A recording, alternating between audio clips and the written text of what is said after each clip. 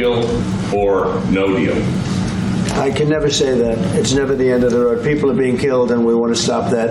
So I would not say it's the end of the road. No, I think we have a good chance of doing it. It's been almost 4 years now that a lot of people were killed last week. A lot of people last week. I mean, millions of people killed, but a lot of people last week for whatever reason. A big number, a lot of soldiers, on both sides. And I know the president, I know myself, and I believe Vladimir Putin wants to see it ended. And as you met with Putin on Friday, today you've got President Zelenskyy here. As you listen to Russia and Ukraine, which side has the better cards? Well, I don't want to say that. I'm just here to be. Look, this isn't my war. This is Joe Biden's war. He's the one that had a lot to do with this happening, and we want to get it ended. And we want it to end good for everybody. We want it to end good. The people of Ukraine have suffered incredibly. President Zelenskyy, are you prepared to keep sending Ukrainian troops to their deaths for another couple years, or are you going to agree to redraw the maps? Thank you for your question. So, first of all, we live under each day attacks. That today have been a lot of attacks and a lot of wounded people, and the child was dead, small one year and a half. So we need to stop this war, to stop Russia, and we need support American and European partners. And we will do our best for this. I think we show that we are strong people, and we supported the idea of the United States, personally of President Trump, to stop this war, to make a diplomatic way of finishing this war. And we are ready for trilateral, as President said. This is a good signal about trilateral. I think this is very good. Thank you. Mr.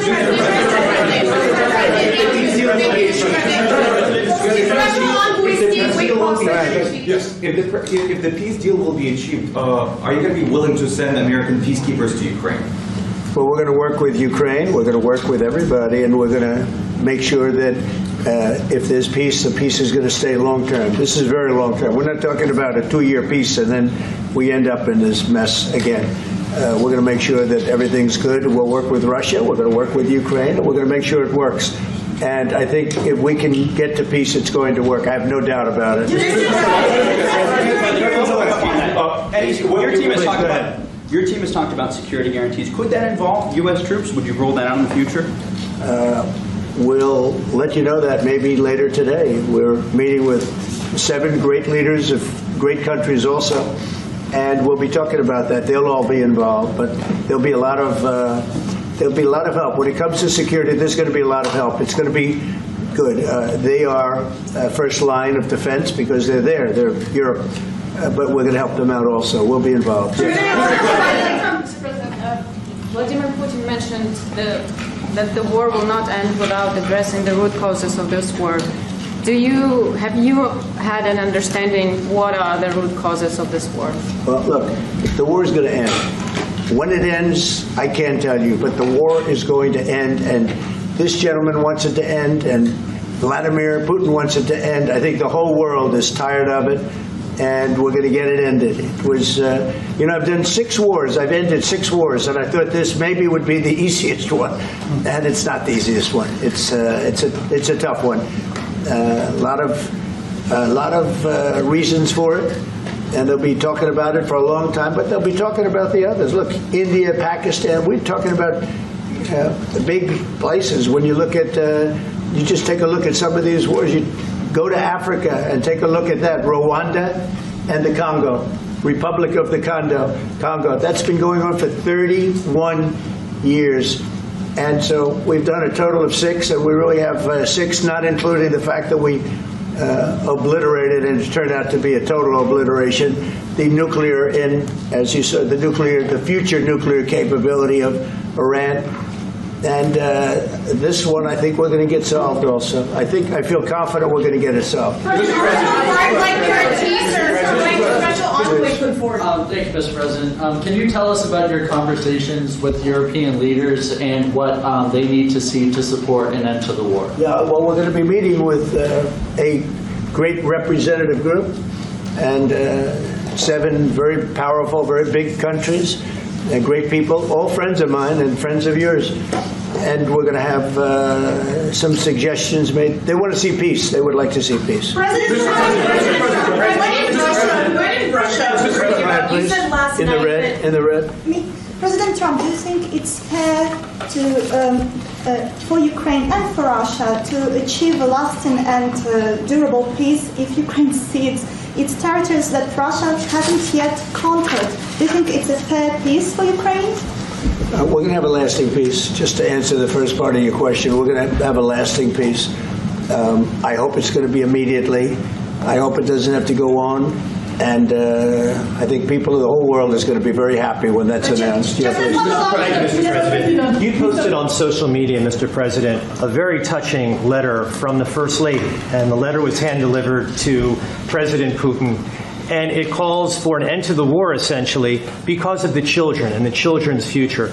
Why did the First Lady feel that letter was necessary? Was it because she believes that Mr. Putin is the aggressor in the war? Is a similar letter being hand-delivered to President Zelenskyy? So the First Lady felt very strongly. She's watched the same thing that you watch and that I watch.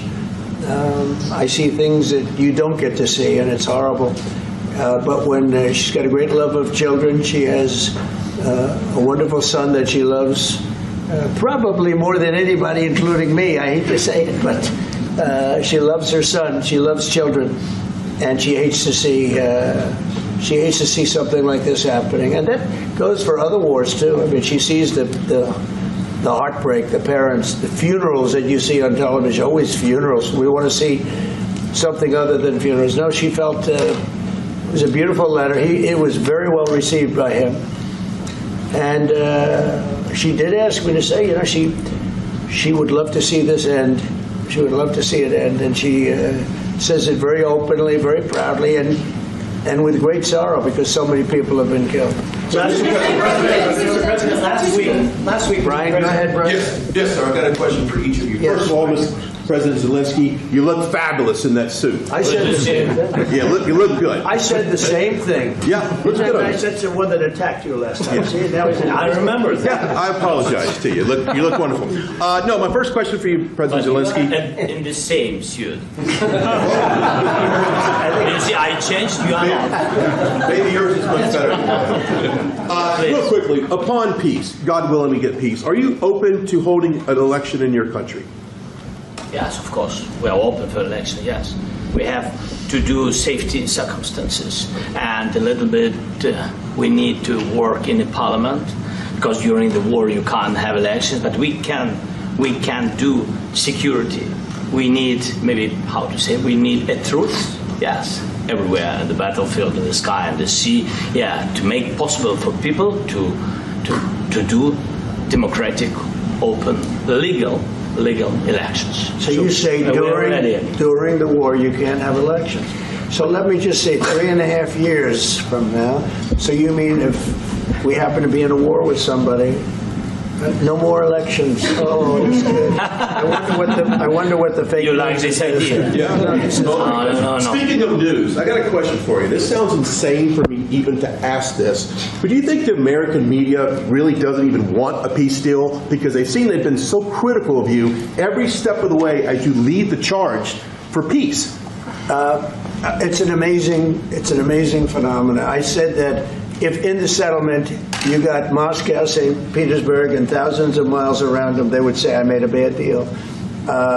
The level of hatred and animosity is incredible. Not with all. I mean, we have great people up here. We also have terrible people up there that I think are told what to say.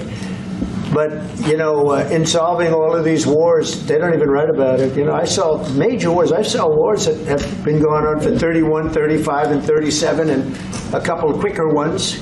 One that was going to go into a full-blown deal very quickly. You know what the one I'm talking about. It was a big one. But they don't even write about that. No matter what I do, no matter what, and you know, this is not anything to do with you. It's probably to your advantage in a certain way. But no matter what I do, no matter what deal I make, from my standpoint, you'll come out good. Maybe President Putin will come out good. But they'll say, Trump was absolutely horrible. It's just that, and I've lived with that for a long time. I've lived with it since just before the first election.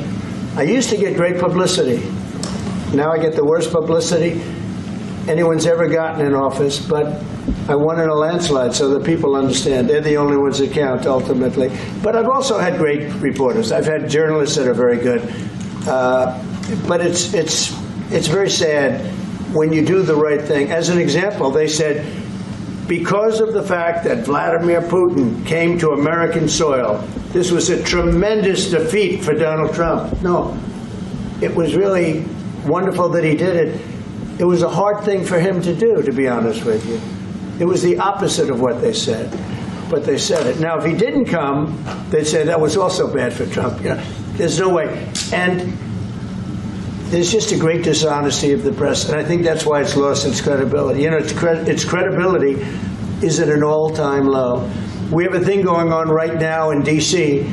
We went from the most unsafe place anywhere to a place that now friends are calling me up, Democrats are calling me up, and they're saying, sir, I want to thank you. My wife and I went out to dinner last night for the first time in 4 years, and Washington, D.C. is safe, and you did that in 4 days. I'll tell you, it's safe. I had another friend of mine, he has a son who's a great golfer, he's on tour, and he came in fourth yesterday in the big tournament where Scotty Scheffler made the great shot, and he said his son is going to dinner in Washington, D.C. tonight. I said, would you have allowed that to happen a year ago? He said, no way, no way. He said, what you've done is incredible. And I think the people realize it. But the press says, he's a dictator, he's trying to take over. No, all I want is security for our people. But people that haven't gone out to dinner in Washington, D.C. in 2 years are going out to dinner. And the restaurants the last 2 days were busier than they've been in a long time. Thank you. I walked around yesterday with MTG. If you can walk around with D.C. with MTG and not be attacked, the city is safe. Yes. Thank you, Mr. President. Last week you warned of what you called severe consequences if a 30-day ceasefire or any type of ceasefire were not agreed to by Russia. Will there be severe consequences? Does that change because of I don't think you need a ceasefire. You know, if you look at the 6 deals that I settled this year, they were all at war. I didn't do any ceasefires. And I know that it might be good to have, but I can also understand strategically why, well, you know, one country or the other wouldn't want it. You have a ceasefire and they rebuild and rebuild and rebuild, and, you know, maybe they don't want that. But if you look at the 6 deals that we made peace and you know, long-term, long-running wars, I didn't do any ceasefires. Would I like the concept, you know, I like the concept of a ceasefire for one reason, because you'd stop killing people immediately, as opposed to in 2 weeks or 1 week or whatever it takes. But we can work a deal where we're working on a peace deal while they're fighting. They have to fight. I wish they could stop. I'd like them to stop. But strategically, that could be a disadvantage for one side or the other. But all of these deals I made without even the mention of the words ceasefire. President Zelenskyy, can you explain the decision to offer Ukraine Article 5-like security guarantees, but stop short of pushing for their full membership? Yeah, well, we haven't done anything on that yet. If you look back and you go back long before President Putin, it was always a statement that they would never allow Ukraine into NATO. So that was a statement that was made, but we haven't discussed any of that yet. We're going to be discussing it today, but we will give them very good protection, very good security. That's part of it. And the people that are waiting for us, they are, I think they're very like-minded. They want to help out also. Thank you, President. Thank you, President Trump. Are you disappointed there's no ceasefire, Mr. President? The United States has already given hundreds of billions of dollars to this war effort in Ukraine. At best, it is a stalemate, and the killing continues. So, President Trump, how much more is the United States willing to give Ukraine? And President Zelenskyy, how much more do you want? Well, I'll start off just by saying we're not giving anything now. We're selling weapons. This is something before, I guess the number is well over $300 billion. That was under Joe Biden, a corrupt politician, not a smart man, never was. By the way, go back 40 years, he was not a smart man 40 years ago either. But now he's in particular bad. This was done by a corrupt administration that shouldn't have been in, and frankly, if the right results of the election were given, if I were president, this war would have never taken place, and he would have been very happy, because he would have liked to have seen. I mean, they went through hell. He went through hell. This war would have never happened, and the people that were killed, a couple of million people, a lot of people with soldiers and everything else, and the people that have been displaced and forced into other areas and other countries because of what's happened, none of that would have happened. And I'm just saying that he was a horrible president, whether it was the borders or this. He was just a horrible, corrupt president. Mr. President, You want to I can. Thank you so much. So first of all, we have possibility now to buy weapon from the United States. We are thankful for this program and this opportunity. We are thankful for Europe. They pay for this. And through NATO program, for example, Pearl and etc., we have some programs where we can have some money to finance this. And this is a part, I think, it's not a part for the war and to defend us. It also will be a part for security guarantees, to strengthen our army, to rearm Ukrainian army. This is very, very important. And it depends how much money we need to rearm. For example, the question of air defense, we spoke about it with President Trump, and I'm happy that we have now bilateral decisions and we work on it with production, American production. Nobody in Europe has so many air defense like Patriots, for example. We need it very much, and this is also about defending. I think the good news, we make the best military equipment in the world by far. You mentioned the Patriots. How good are they? Systems. We have systems, they're literally 100% foolproof. And it's really like shooting two bullets, two bullets hitting each other in the air in a space like this. The chance is 100%. It's 99 to 100%. So we sell the equipment to NATO. And NATO does what, I don't know what the arrangement is that you have with, but I know that they want you to have the equipment. And we're getting the best equipment in the world, but they pay us for the equipment. Under Biden, it was just crazy what was going on. I believe the number is over 300. I think it could be $350 billion worth of equipment and money and everything else. And we've made more progress in settling this war in the last 2 months than they made in 4 years. This should have been settled a long time ago, but it should have never happened. Yeah, please. Real quickly, you pushed out on social media. Brian, go first. You pushed out on social media about doing away with mail-in ballots and potentially electronic voting machines. Can you expand on that and how important Well, that's a very off-topic, just really quickly. Mail-in ballots are corrupt. Mail-in ballots, you can never have a real democracy with mail-in ballots. And we, as a Republican Party, are going to do everything possible that we get rid of mail-in ballots. We're going to start with an executive order that's being written right now by the best lawyers in the country to end mail-in ballots because they're corrupt. And you know that we're the only country in the world, I believe, I may be wrong, but just about the only country in the world that uses them because of what's happened. Massive fraud all over the place. The other thing we want change are the machines.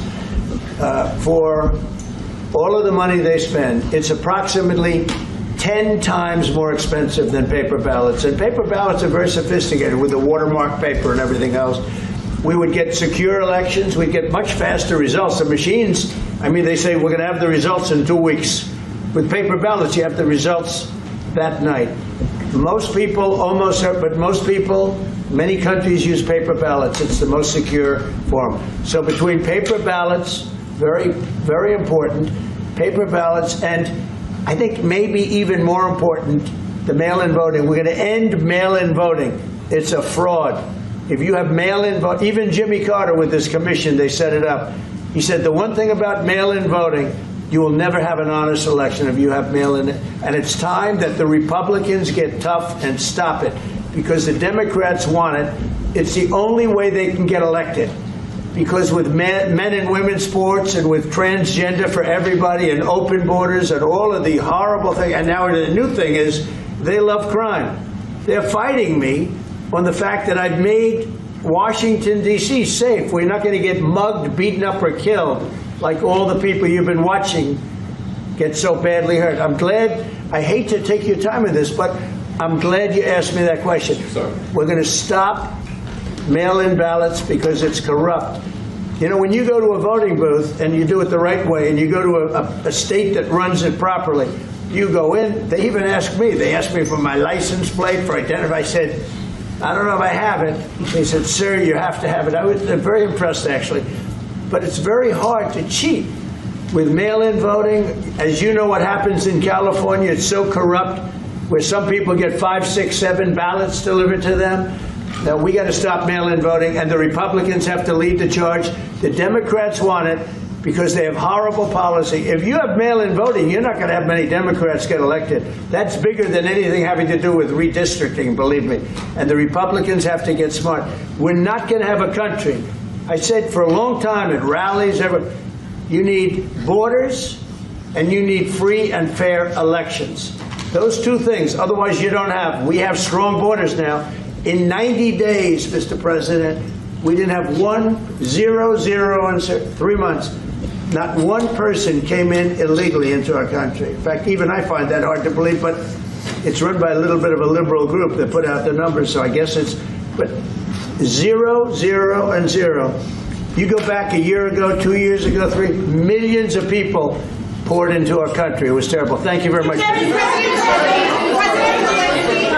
security guarantees do you need from President Trump to be able to make a deal? Is it American troops, intelligence, equipment? What is it? Everything. And really, it includes two parts. First, strong Ukrainian army. That's what I began to discuss with your colleagues.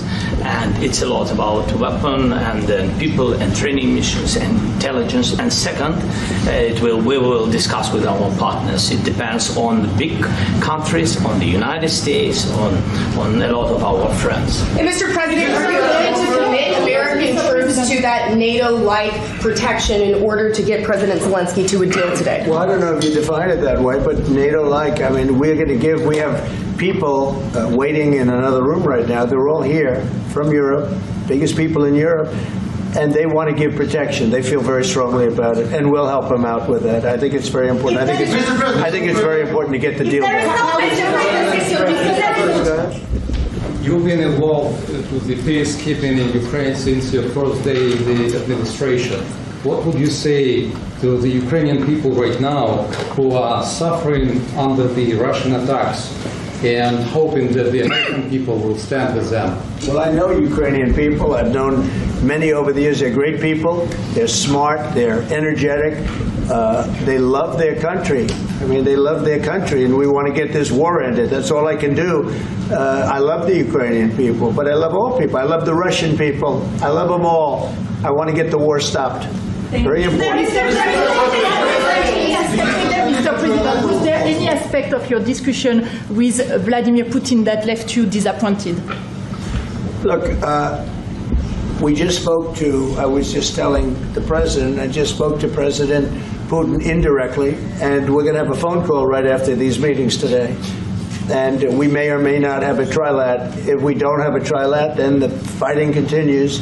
And if we do, we have a good chance. I think if we have a trilat, there's a good chance of maybe ending it. But he's expecting my call when we're finished with this meeting. Thank you very much, everybody. For full shows, live and on demand, it's Salem News Channel.